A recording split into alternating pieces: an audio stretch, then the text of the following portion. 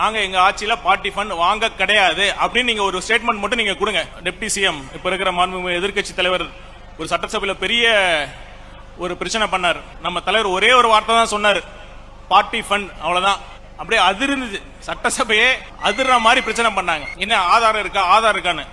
ஆதாரம் இருக்கான்னு எல்லாத்துக்குமே தெரியும், ஊடகத்துக்கு தெரியும், மக்களுக்கு தெரியும், ஓட்டு போட்ட அனைவருக்குமே தெரியும். நான் ஒன்னே ஒன்னு இந்த மேடை மூலமா அவர்கிட்ட சொல்றேன், நீங்க உங்களுக்கு உண்மையாலுமே திராணி இருந்தா தைரியம் இருந்தா அறிவு நேர்மை இருந்தா நீங்க ஒன்னே ஒன்னு மட்டும் சொல்லுங்க, நாங்க எங்க ஆட்சியில பார்ட்டி ஃபண்ட் வாங்க கிடையாது அப்படின்னு நீங்க ஒரு ஸ்டேட்மெண்ட் மட்டும் நீங்க கொடுங்க. தைரியம் இருந்தா நீங்க கொடுங்க, அது மக்கள் எல்லாம் பார்த்துட்டு தான் இருக்காங்க.